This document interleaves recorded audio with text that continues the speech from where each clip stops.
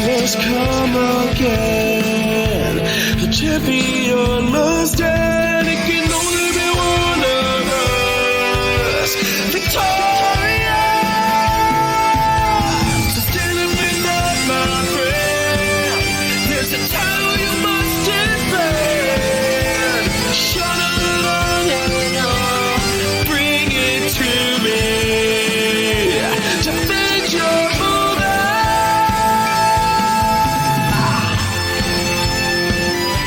Hello out there, dimwits. How are ya? This is the DYM podcast. This is your favorite podcast. This is one of your hosts. I'm Dutch. I'm Sean Donnelly, joined here by the effervescent Andrew Fiore, ladies and gentlemen. That just means pale. That's all that means. Here's the complexion of an Alka-Seltzer. That's why I said, don't they used to say Alka-Seltzers were effervescent? I think they had that. Plop, fizz, fizz. Welcome to the show. We are here once again. We bring you this once a week for your listening pleasure. This is the DYM podcast. I'm really excited this week. I rewatched something. I have something else I wanted to, I haven't started yet, but it came today, so I'm pretty excited about that. How are you, Andrew Fiore? How are you, my friend? I'm doing well. Thank you very much. It's we mentioned this. It's just you can't win with the weather in this goddamn summer. It's either raining like tornado level rain or hot as fuck. Yeah, I think really unpleasant. We were just, for full disclosure, me and Andy saw each other early this morning. We did the Real Ass podcast on Gas Digital. It was a lot of fun, and we actually talked about movies a lot. So if you guys are listening, make sure you listen to today's episode of Real Ass podcast because it was really fun. We talked about the Rockies, whatever else. But I tell you, man, one thing I thought of when we were talking, we got in the car and like just two old men. I immediately go to Andy. I go, this summer stinks. This weather stinks. I'm like, what am I doing?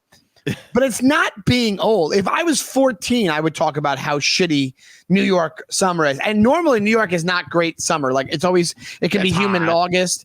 It was once it hit summer, it was immediately humid every day at 99 degrees, or it was pouring, cats and dogs just raining every day. I know. Yeah. Exactly what you just said right there. So we got out of the studio and it immediately started downpouring. We luckily got to the car, but now it seems to be sunny out again. So who the fuck knows what is going on?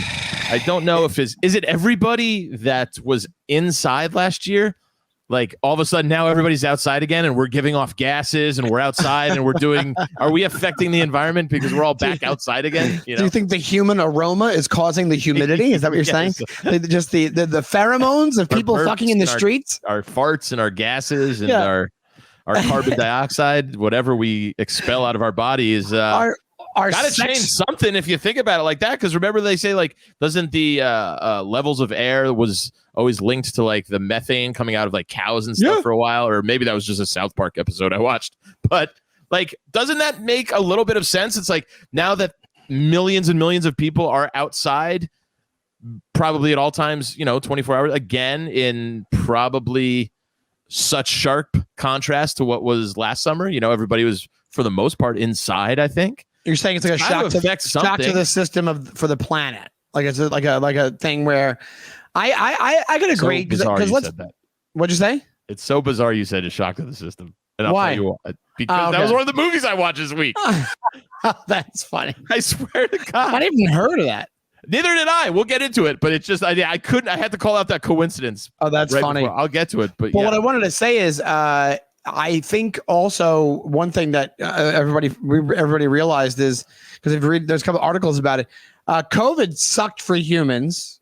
I think we can all agree, but it was great for the planet. Like it was, there was like all this like pollution and erosion, like either delaying or it was clearing up. Like it was like the least polluted planet for the past year because industry wasn't going on. We were inside our houses. It was like it was probably I guess light pollution, with all the lights going on. But I mean, like overall, the planet was like took a breather for a year. Do you remember those memes that came out? It would be like a picture of a deer in like downtown Buffalo or wherever, and it would just be like, we are the problem. And it's like, you clearly photoshopped that in, fuckface. I don't think the deer are migrating back to downtown Rochester and drinking out of the stream. Yeah, fuck off. Yeah, it's not I Am Legend. Like, that's not like, there's just a herd of antelope just running through the subway system. That's not, That reminded me, that might be the bumper sticker I hate the most, is the purple coexist bumper. Oh God, that makes me want to rear end somebody. Well, it has every religious symbol in the bumper sticker. It has the Star of David, has the cross. Oh God, it's so bad. Yeah. What about not all those who wander are lost? Not all those who wander. I never saw that one. I've heard the phrase are lost. You go, shut up. Oh, just because you have a fucking Jeep and it's over your back bumper cover. You're a real wanderer there. Just because you have a soft top Jeep? Is that what you're trying to With sand on the tires, you beach bunny? Shut up. Ew, stink. We got your inner Norton going for the beach people. Those things really irk me. Those just phrases or I hate them so much. I really do. How about there it is? Not all who wander are lost. Fuck off. Like no shit, stupid. Yeah. Also, like, I'm just a free spirit, Andy. I'm just a free spirit. I'm not bogged down by like your corporate structure. I'm just me. I'm like Jules from Pulp Fiction. I just wander the earth. That's what I do. Dude, you're hitting the weirdest coincidences today. You rewatched Pulp Fiction? I did not rewatch Pulp Fiction, but I guess we can jump into it. It's because there's just a small tidbit of a thing I had.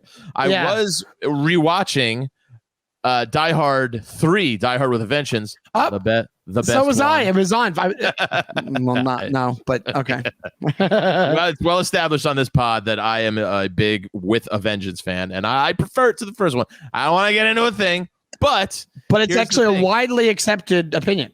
It's a great, great movie, and it's clearly better than number 2. But either way, we've done that debate before. I picked up really quickly before we get off that really quickly, and we're not going to get back and forth. Yeah, sorry, go ahead. No, really quick. Number 2, I will say it's not bad. On a rewatch, I actually liked it better than when I first saw it years ago. Absolutely, it's really a fine sequel. It's fun. Yeah. It's in the airport. It's in the winter. Yeah, it's snowmobiles. It's great. But you sandwich it in between the 2 best action movies maybe ever, and you're gonna be lackluster, So, Bruce Willis and McClane and Zeus, Samuel L. Jackson's character.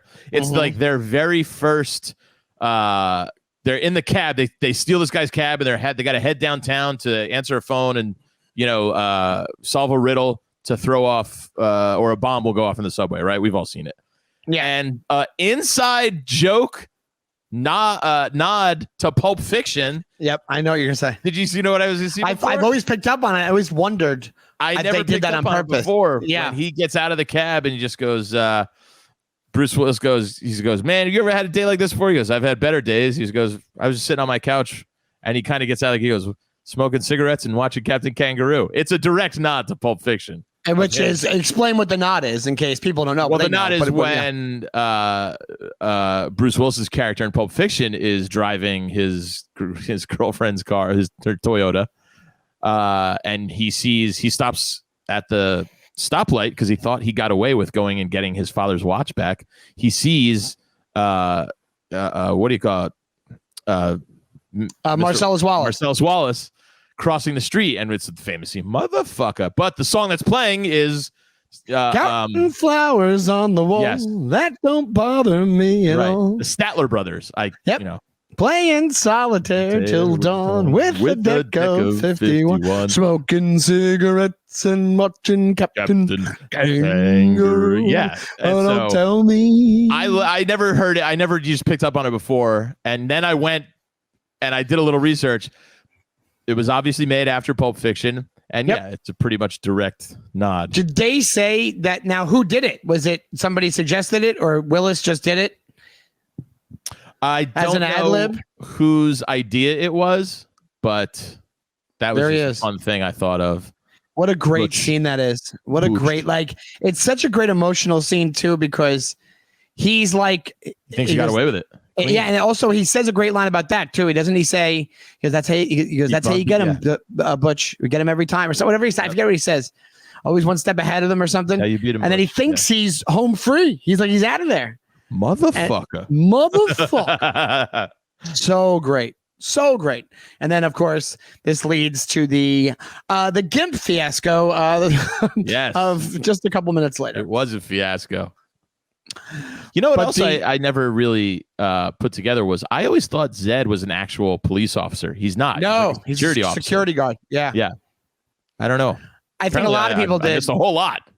Yeah. And then you obviously you picked up on the keys thing. Like that he looks and it says Z on the keys. Sure.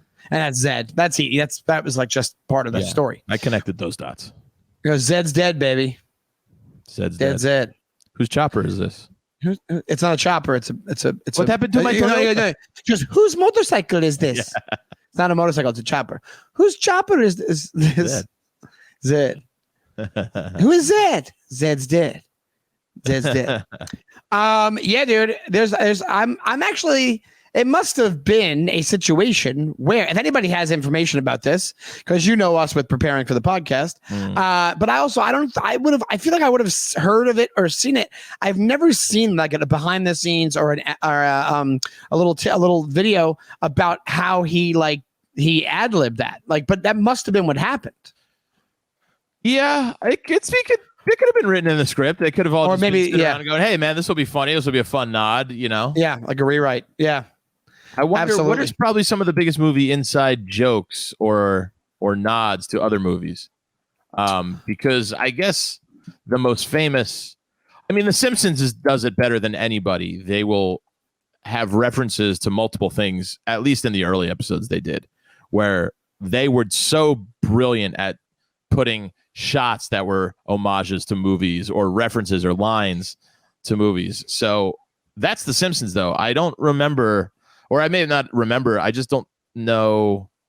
I guess from movie to movie, like that's a TV show. It's a cartoon, so it's easy to do that, But like I guess what I'm saying is the Die Hard with a Vengeance nod to Pulp Fiction. What other movie references are direct references to other movies?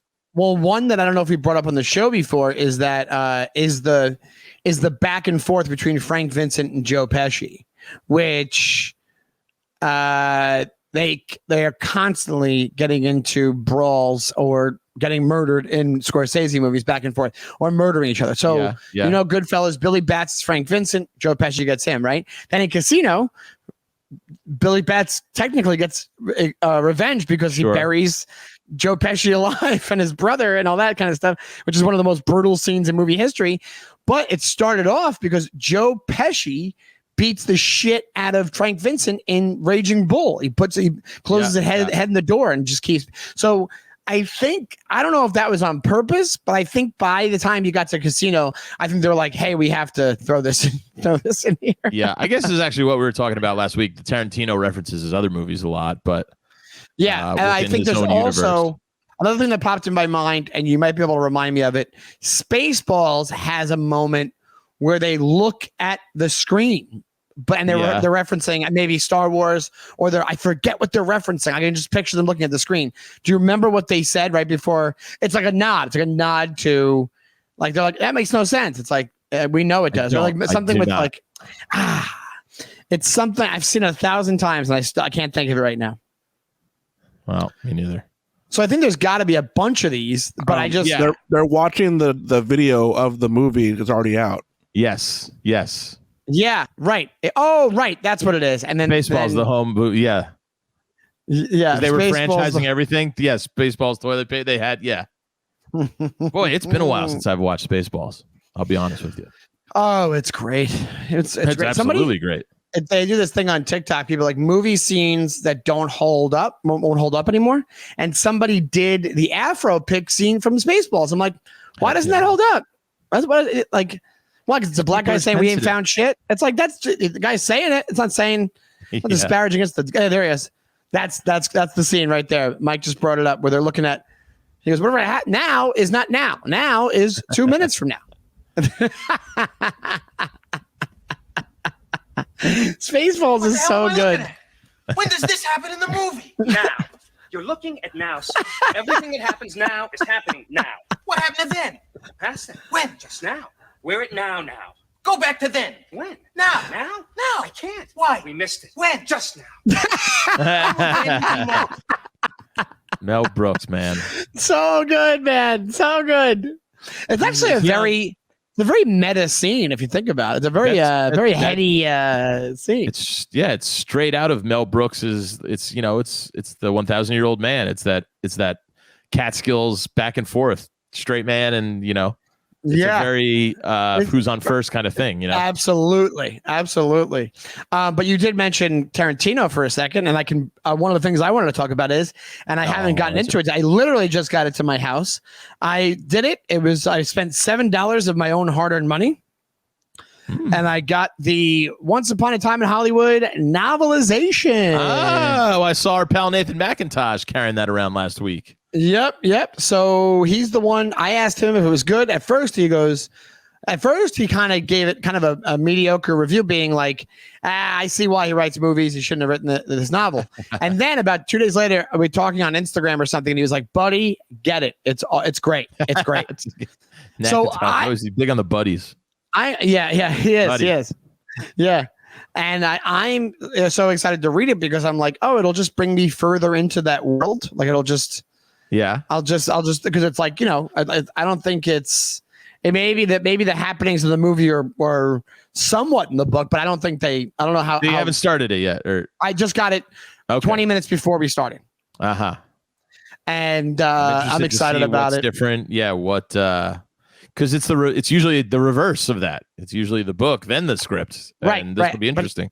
It's interesting because he didn't write it until after. I used to be a fan of those. Like when I was a kid, I was probably like 12, 13, and you would go to the library and they would have the novelization section. So I remember reading like the Batman novelization and I think the Goonies one or something, whatever it was, but it was the section where the movie would come out and then they would do like the novelization after the fact, whatever it was. Yes. So, we can't go one episode without mentioning Tarantino. You know what I'm saying? Yeah, absolutely. He's one of our faves. I just realized I had another rewatch. I had 2 rewatches. One that I didn't finish, but it doesn't matter. But it's one of my favorite things ever. And I had one that I watched again because Megan never saw it and she loved it. But I want hold on. I like guessing these now. Okay. Give me a little context. All right. So something she's never seen, but you love. I'm going to need some sort of hint here. I'll put it this way: it has a bit of a girl power vibe to it, but it's a cool movie. It's not like corny, where it's like that, but it has. Boys don't cry. No, I'm kidding. Girls, it's like that means you never saw Boys Don't Cry. You're like, girls have the power because boys don't cry. Little bit of literally about a girl who dresses up like a. It was a well, she's a trans person. I'm sorry. Yeah.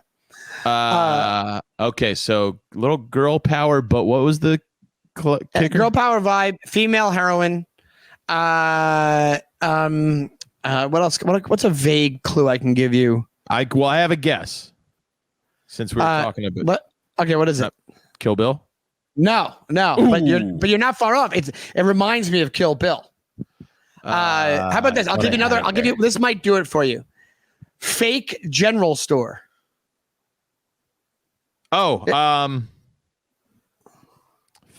Fake general store. I have a couple. Is it recent? It's pretty recent. Last couple of years. Maybe even this past year, 2020. Maybe. Yeah, the girl from. I just can't think of it because I think if it's the movie I'm talking about, I loved it. It was with the girl from Glow. Yes. Just tell me the name. I can't. No, you gotta say the name. You gotta try to think of it. Fuck. What is it? My just old man Hilary brain. Swank. No, not Hilary Swank. She's in it.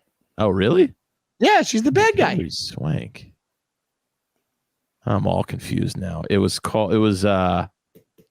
not the vault, the crate, the fucking tell me. You're on the track. I know. Not the state. God damn it. What are they doing to the people? The Hunt? Yep, that's it. Yeah, you got it. That was great. Yeah, I love the Hun. What was her? Betsy Gilpin or whatever. Yeah, Betty Gilpin. Yeah. Betsy Kensit. But dude, I was like excited to rewatch it. It's great. Yeah, it was really great. I saw that. That was a Marianne Fiore on-demand view from me, and putting mom in the poorhouse. That one went way under the radar of everybody, and it was just so. I think it was because of like all the political implications of it, and it was just such a fun movie. Great movie. She is a great. I really love her. She's great at playing a badass. I'll tell you right now. And another thing is the funniest part about people maybe getting mad because it's political. It's actually pretty apolitical. It's somebody who obviously thinks politics are pretty goofy because I loved it. I loved it. I thought it was great. It kind of like calls you out for being both sides for being a bunch of jackasses. Yeah. And Betty Gilpin, big Fish fan. That's why you love this gal. All right. Well, she's easy on the eyes as well. She's a hell of an actress. She is. She's fantastic. She's got all my favorite hits on one compact disc. What? It's been the thing I started saying recently. It came up in a bit because I have a joke where I list a few things, and I'm like, I had all my favorite things under one roof, and I kind of say it differently. Others sometimes I go, it has all my favorite hits on one compact disc collection. And you can tell the younger audiences are like, we don't give. What are you talking about? But an older audience, I think, finds it funny because it says I'm trying to replicate the infomercial where it's just like, oh no, all your hits on one collection. You might as well just said my favorite tunes on one record. My favorite tunes on one Victrola.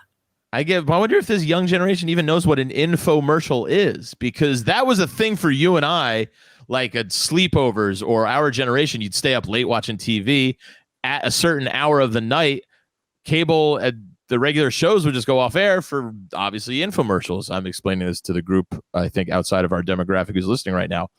But they kind of became a cult thing for a little while. You had your like kind of in a weird way famous guys who were those infomercial pitchmen, you know? Oh yeah. You had what's his name? Ross. You had the ShamWow guy who apparently like took too many bath salts and ate somebody. I don't know if that's the ShamWow guy. I think was like a former crackhead who just like kind of relapsed. And then that's absolutely what the My Pillow guy. Maybe that's how the ShamWow guy came up with it. He's like, it's great for cleaning up puke. It's great for cleaning up your own puke. When you've crapped and threw up on yourself at the same time from meth. The ShamWow. That's the sound you make when you. What's his Mike something? Mike Lindell. Mike Lindell was a crackhead, and that makes he so came up much with sense. My Pillow. Yeah, and now he's the guy who's like, it's so funny where it's like you own a pillow company and now you're doing investigations. And I don't care. It's not even political. It's like, I'm not going to trust the investigations of the My Pillow guy. The only investigation you should have as the My Pillow guy is how soft are these feathers? Like how soft can I get my pillows? Absolutely. Also, you're the last person I'm going to for pillow advice. A fucking crackhead. Those guys are never asleep. And if they are, he's probably sleeping on a broken Heineken bottle. Yeah. He's Egyptian thread count over here. The what you call it? The original My Pillow. His mock-up was just a cinder block. It was just My Pillow was a fucking tire from an '84 Cordova. He's like, you can't complain because he'll just get mad at you. Like you're like, hey, my pillow's not that great. He's like, oh yeah, try sleeping on broken glass. You ever try sleeping on broken glass? That's how he came up with the name. Another crackhead tried to rob you. It was My Pillow. My Pillow. Hey, you got the clip, baby. That's the clip right there. Yeah, you think you're better than me? He's got one sock on and a fucking. That guy has a former crackhead look too. He absolutely does. He's like, but isn't that obviously not to get too political, though? But doesn't that is like the ramblings of you can see how he was a crackhead just because all those like right wing conspiracy theories. It's just like, yeah, that speaks to crackhead language. Just these insane ideas that he just wholeheartedly bought into. Yeah, he's been through the shit. Like it's almost like if you were like, "Hey, I'm gonna trust a Vietnam vet who has PTSD to do all of my taxes." Like it's the same thing. You know what I mean? Like it's the same thing where you're like, "All right, I don't think that's a good idea." Yeah. Well, I totally forgot where we were going with this, but because we got off on a tangent. But I guess what we were talking about. God, I have fucking dementia brain all week.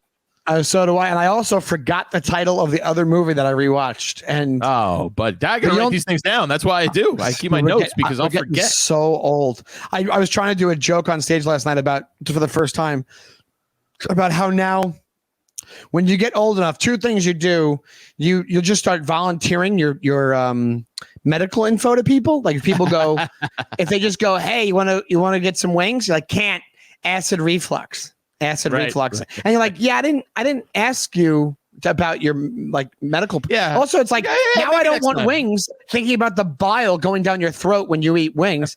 On top of the fact that it's like I did a thing when I do it without thinking where you just point to whatever hurts. Like you just tell people, you point in your throat going acid reflux, acid. That's an old man thing. And now I just forget random shit. Hey, do you want to go home with me tonight? I can't. Points to his day, erectile dysfunction.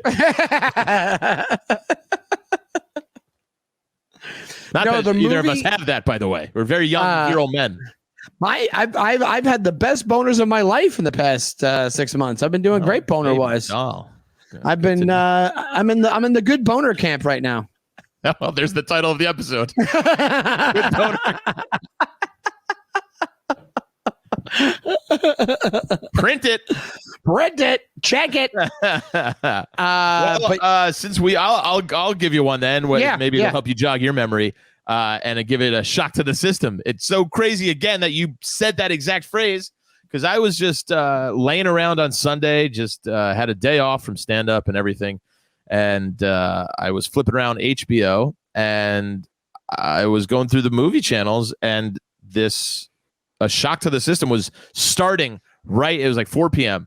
So I just did the little info from 1990, Michael Caine, Elizabeth McGovern, Peter Rieger. Peter Rieger's great. Swoozie Kurtz.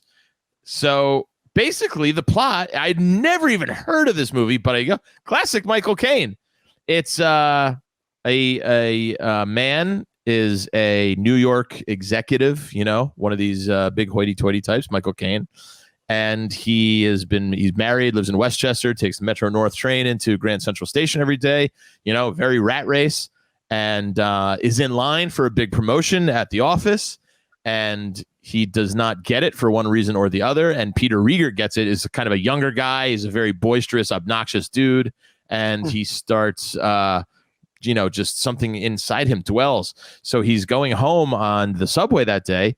And he gets not accosted, but just kind of this homeless man is bugging him to give him money. And basically, I don't want to give too much away here, but through a little scuffle happens, and the homeless guy falls on the track as a train is coming, and like nobody sees it happen. And instead of feeling bad or remorse or anything, Michael Caine kind of gets like this rush of adrenaline, and he starts brainstorming now. Maybe how he can make his life better if he starts knocking people off. And I don't want to give too away. Dude, I was in for the whole hour and a half. Great little movie. Great under the gun, under the radar movie. He starts plotting all these different things, and it becomes kind of a not thriller because it's light. It's a light thriller. I'll put it that way. Because ever feel scared or anything like that. But he starts up all these different kind of I want to pick my words carefully here because if I give things away, it'll ruin the movie. Because I do want to recommend it. It's a great movie if you can find it. And it was like the perfect Sunday afternoon movie. I went, that was great. I got something to talk about on the pod this week. So yeah, Michael Caine, a shock to the system. Great. So did you try to look up who made it? Like, was that anybody maybe known that made it? No one I knew. No one I knew who directed it. But the cast was good. You forgot how cute and like kind of little like very cute, chubby Elizabeth McGovern was. Chubby is even the wrong word. She just had that kind of American girl face. And Elizabeth McGovern, she's having a baby. She was adorable. She was so pretty. That's a great movie. That's like, yeah. I guess I wonder what she does now. She probably still acts. You know what happens a lot of the time is when somebody's like big in the 80s and then they get older, but they haven't been big for years and years. They start acting in things. They change their appearance a little bit. They become like character actors, and you can't 60. recognize them as old people. She's 60 now. Yeah. Wow, that's interesting because I didn't think she was that much older than me. But yeah, I guess it makes sense. Well, you're only 54. But yeah, dude, if you ever find yourself wanting a fun little movie, man, check out A Shock to the System if you can find it. And let me ask you this, because after everything you said, Shock to the System as a title did not make sense to me. Does it make sense as you watch the movie? Yes, because he kind of a shock to his like humdrum daily life. Like, he was going through the motions, and then like, you know, he doesn't get this promotion, and then this very traumatic thing happens. It shocks him, and then he you know, because it's not like the newest plot I've ever seen. It's like, you know, a guy wakes up one day and decides to change his life, but it's a shock to his system to change things. But he is very methodical in the ways he does it. And it was fun. It was fun, man. I really enjoyed it. It kind of reminds me of Nobody, but like kind of a different vibe. Nobody knows. No. Speaking of Spaceballs, nobody. Maybe that's stuck in my head subconsciously. It probably is, yeah. Also, you did some jogging. You jogged my memory. I know which one it was that I watched. Ooh, lay it on me. And I've talked about this movie before. I think I adore this movie. I think it's okay. I actually think it's underrated. I think it did well, but why? I'm gonna try and guess again here. Okay. You adore it. Amelie. What? No, I said adore, but I was trying to be funny. It's not an adorable movie. Uh-huh. Let me ask you. I'll give you one. You might get it with this clue. Okay. Specifically, West Texas. Hell or High Water. Yep, you got it. I know you love it. Oh man, I know you adore it. Oh, I adore it. It is great. If this movie had cheeks, I would grab him and go, good. I would adore it. It's adorable. Dude, like, and I didn't finish it. I've seen it a bunch of times. It was on the AMC thing, and then I started watching it again on Hulu, but wasn't able to finish. But I don't know what your take on this. I know you like it, but I don't know if you like it as much as I do. I think it's such a cool movie. Like, yeah, it's great. Everything I love it. Oh my God, I love it. I think it's so badass. I think I'm going to be pretty honest right now. I think there's a part of me. I don't think of myself as like a trying to be a tough guy at all. I'm not a tough guy at all. If you know me, I'm a fucking goofball. But like, when I see movies like that, you have like real men in them. I'm like, yeah, I'm going to be like that. Like I want to be that guy. Like there's that one scene where they show up to like the Wawa basically of West Texas, like the AM/PM thing. Yeah. And they show up. Well, let's ask Bush. You're a Texas guy. What are the Wawas down there called? What's your convenience stores? There's Buc-ee's, Valero. Those are the two big ones. All right, so say it's a Buc-ee's. Say it's a Buc-ee's, and they're in the car, and Chris Pine gets out of the car. Ben Foster's left in the car. And he's kind of relaxed in the driver's seat, like just chilling. And some like souped up sports car shows up, and it's these two like cheeseball white dudes with like that were trying to be tough guys. And then they see him he's looking straight, he's just staring straight at him. And the guy goes, "What, bitch? What?" And he goes, and then I never realized what the line that Ben Foster says in that scene. It's a badass scene. He's like, "Son, you think there was 10 of me?" Like, that's what he says to him. Like, he goes, "You think there was 10 of me?" And he goes, "What?" And he pulls out a gun and he goes, "You ain't so tough now, are you, bitch?" And then out of nowhere, you don't even see him coming, Chris Pine comes from the other side of the car and just smashes this dude's head into the side of the car, pulls him out. Like, I think like even puts his head in the door and just beating the shit out of him on the side of this gas station. Oh, and then fun. Ben Foster is just laughing his ass off, and it's such a great scene. It's such an awesome scene. Wonderful. But it's so badass. It's like so. I love it. There's part of me when I'm watching scenes like that, I'm like, yeah, get him, yeah, all right. Like you become like a meathead. You're like, all right, whatever. Yeah, of course. So, but besides that, it's things I saw in movies since I was a little kid. What'd you say? I've been doing that since I was a little kid. Like I'd see a movie and then I'd go outside and play by myself and I'd try and like act like whoever it was, I just make up games. I'd make up, because I was very imaginative boy. Which movie, like in specific? Well, let's see. So probably around 10, 11, 12. That puts us in the late 80s category, early 90s. Mm-hmm. So I probably Wall Street. No. I'm walking outside like on a pretend phone going, greed is good. You're walking outside going, buy, sell, sell. We're going to have to let you go. You're telling me. We love Endicott Steel. Blue Eagle loves Endicott Steel. I fucked that up somehow. Blue something loves Endicott Steel. Oh, Buc-ee's. There's Buc-ee's. Yeah. This is just like very oddly spelled way, I must admit, Mush. It must be like Boochies. That's how I would say that. Boochies. It must be like two names mashed up, Yeah, it has something to do with that beaver mascot. Oh, that's a beaver. Bucky Beaver, I guess. Oh, Bucky the Beaver. Yeah. I've never been to a Buc-ee's in my life. Do they have those in San Antonio, Mush? They're usually between cities. They're really like on the highway. Okay, yeah. They're pretty big. They're like I was going to say it was giant. That's not. Yeah, it was a supermarket size. I meant like a 7-Eleven size thing. That was like come on, Mush. Wait, so what other, not really Wall Street, but what other movies? Because I know, but there's two things I used to do when I was a kid. I remember when I saw like the action movies, stuff that I could just like run through the woods and play Rambo. I went with my dad to see Darkman in the theaters, and then I got home and I tried to draw my own Darkman comics really quickly that were just awful. And then I went out and put like a towel around my head and pretended I was Darkman. And if you see Darkman, it's actually not a kid's movie at all. It's like it's a superhero movie, but it's funny though. A kid like all these like sad dramas. Like, what did you pretend to be as you were a kid? Ordinary people. What'd you pretend? Brian's song. I had my parents buy me a hospital bed. Terms of endearment. Well, the 80s had a lot of depressing freaking movies. My pretend wife's dying of cancer, Creepy 8-year-old just stroking an invisible lady's hair. Hey, you guys want to come over and play beaches tonight?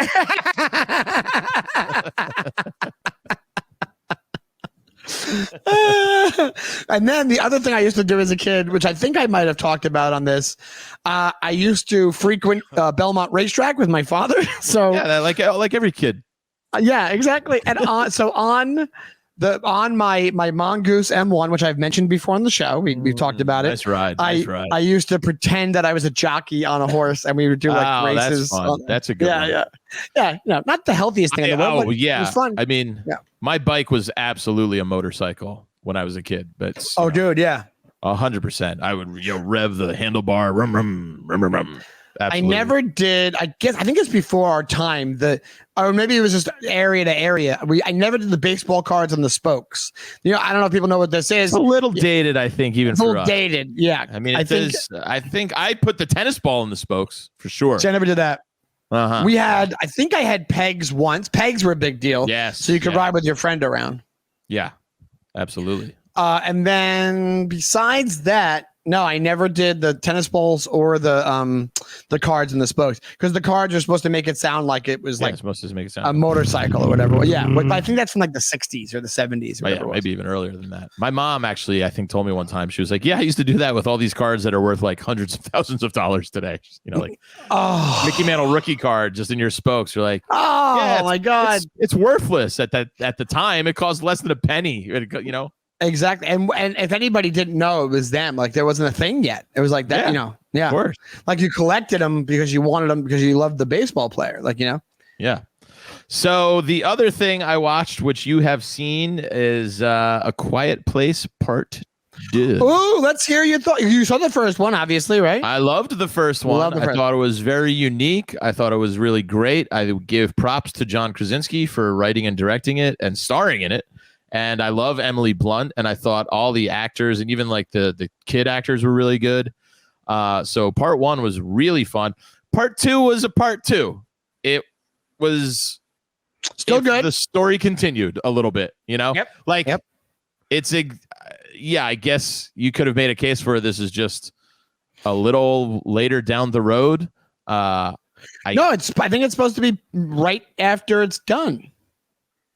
Yeah, I guess you're right because the baby is still a baby. Yeah, the baby's still a baby, and also they're walking away from that house. They're walking away from that house. They had to walk away from that house because at the end of they kind of walk. Isn't like the house burning or whatever's going on? Yeah. Or she shoots him with it. They figure out the hearing thing and they shoot him with a shotgun and then it's kind of over.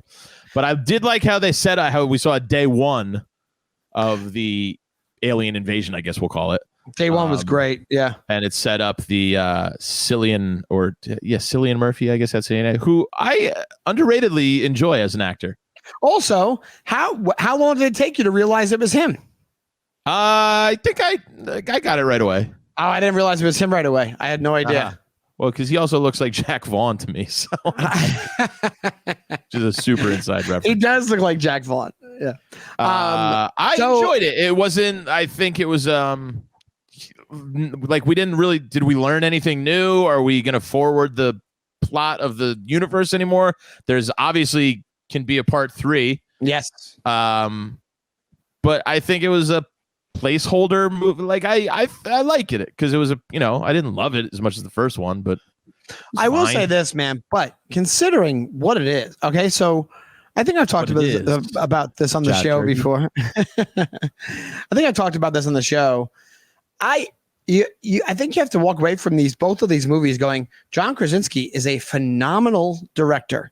Yeah. And whoever did the audio for these movies adds to it. But as far as editing goes, as far as shots go, as far as the way it looks, cinematography, all of it.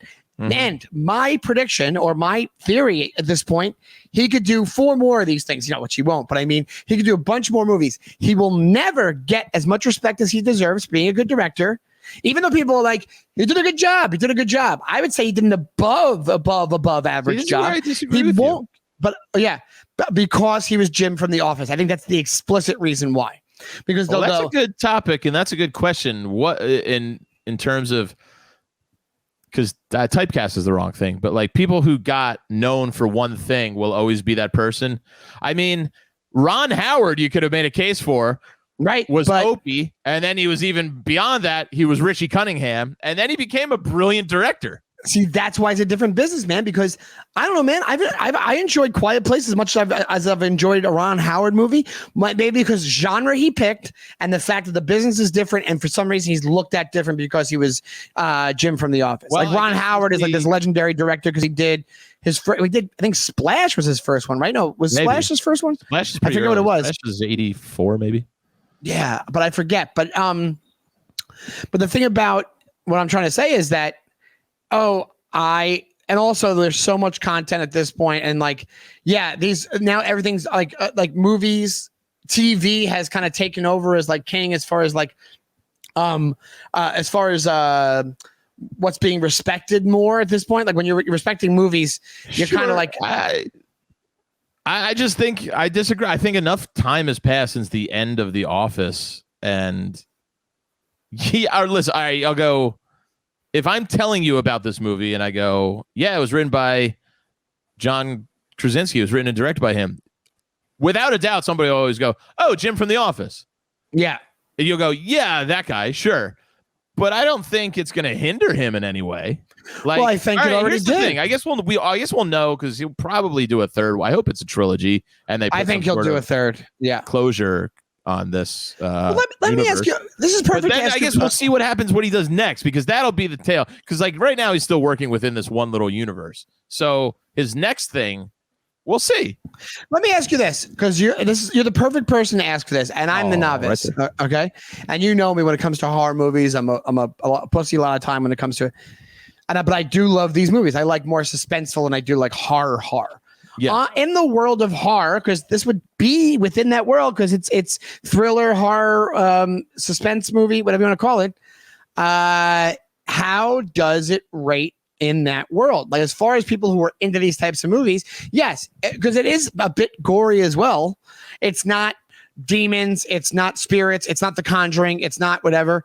But I would say it's higher quality than a lot of these other really really popular horror movies. I think when you're going to horror, you're kind of like if you're a great director within horror, you're batting with weights on because because it's horror, people are gonna go, well, it's horror. It's horror. They're gonna give you like a thing like almost like a wink. I don't classify them as horror movies though.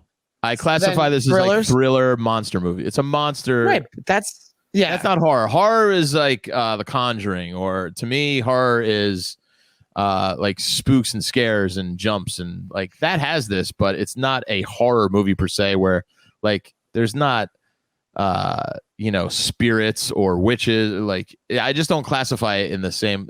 I put it more toward a thriller, like monster movie. Like Godzilla's a monster movie, but it's not a horror movie.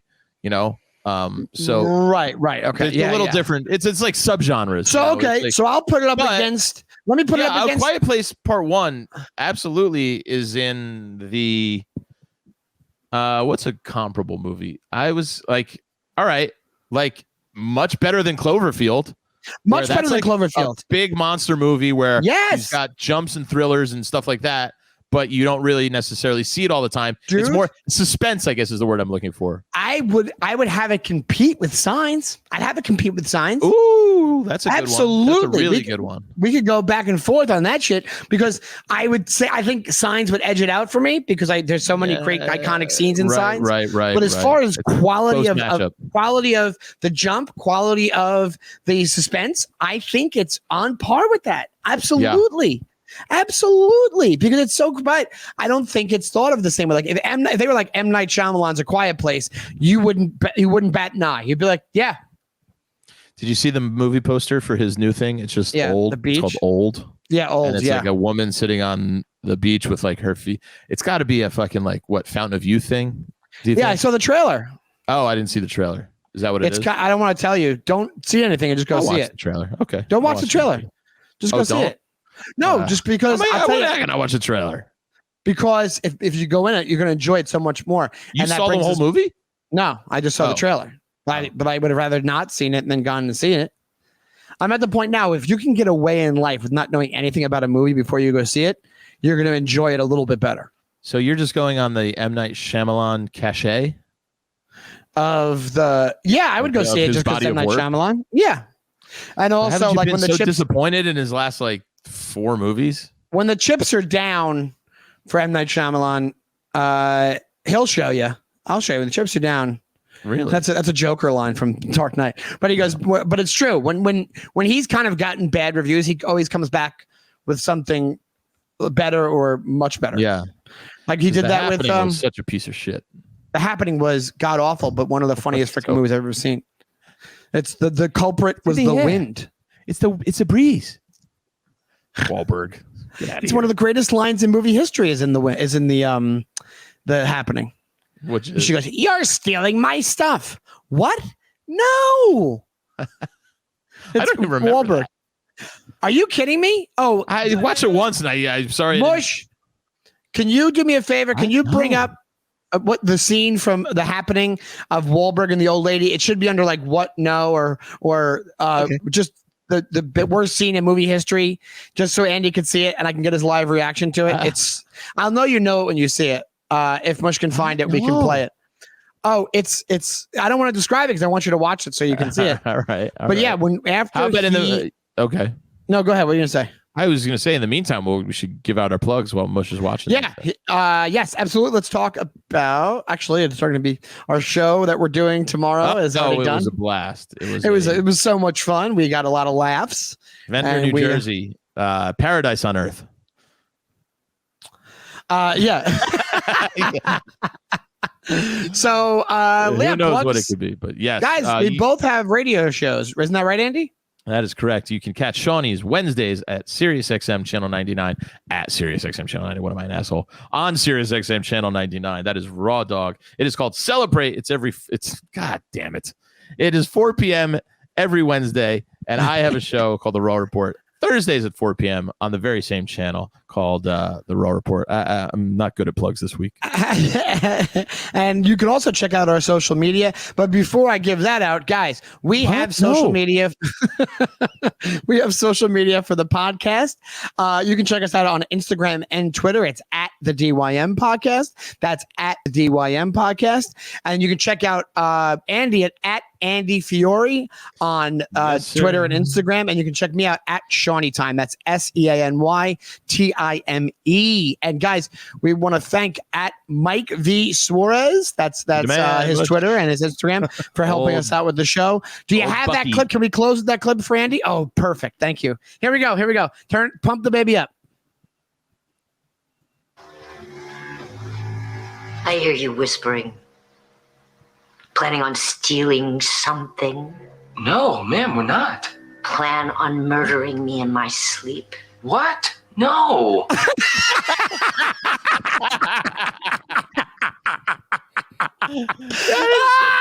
Classic Wahlberg. It's so good. What? No. How? Who did you think that he had sex with the editor and then fucked her over, and that's why she did that to him?